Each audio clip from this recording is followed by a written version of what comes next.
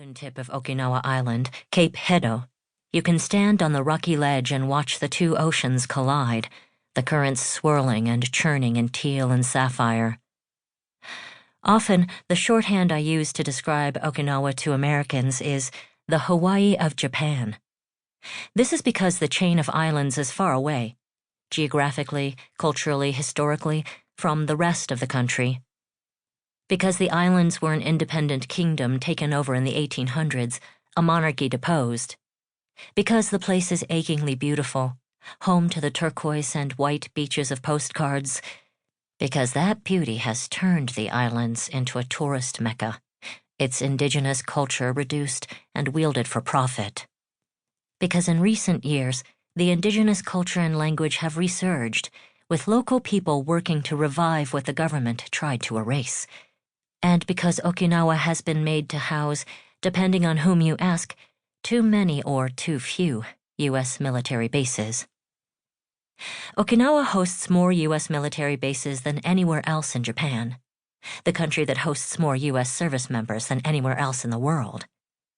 These bases have their genesis in the tail end of World War II, when American forces landed on the island's beaches and, amid the nightmarish battle that ensued, started constructing runways in preparation for an invasion of mainland Japan that never came. After the Allied victory, the U.S. military occupied Japan for 7 years, instituting a peace constitution that decreed the country would not remilitarize. Article 9 states that land, sea, and air forces, as well as other war potential, will never be maintained. The 1952 peace treaty ended the occupation, and in 1954, American and Japanese leaders signed the U.S.-Japan Mutual Security Treaty, the start of the bilateral security alliance. Japan, without a military, would receive protection under the U.S. military umbrella.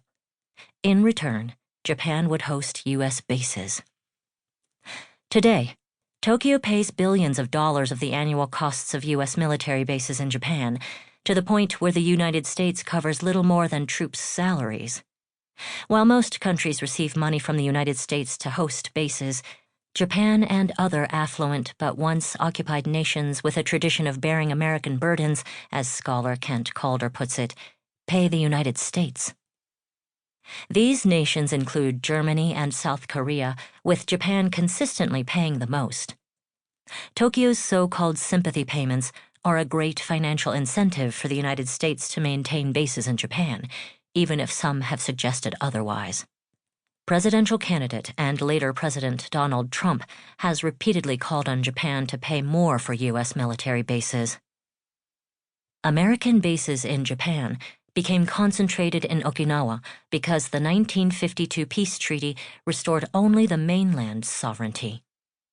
The U.S. military won continued rule of Okinawa, and over the next decade, bases closed on the mainland and multiplied in Okinawa, where the U.S. military enjoyed total control.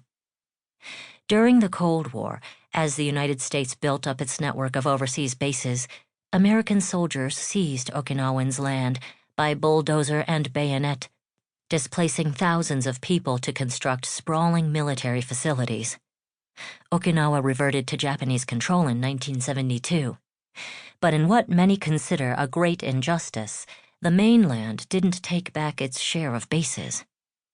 There are large bases in mainland Japan, like Yokota Air Base and Yokosuka Naval Base, both in the Tokyo region, and bases in Okinawa have been reduced since their peak, with some land being returned.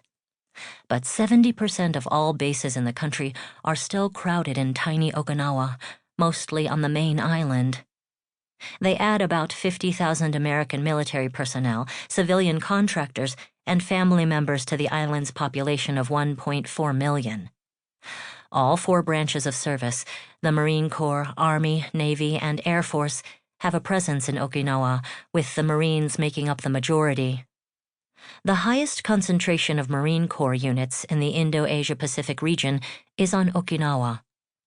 Many anti-base activists focus on getting Marines off the island because of their large numbers and because, activists argue, the Marines' presence doesn't serve a real strategic purpose. Whether 18,000 Marines are needed in Okinawa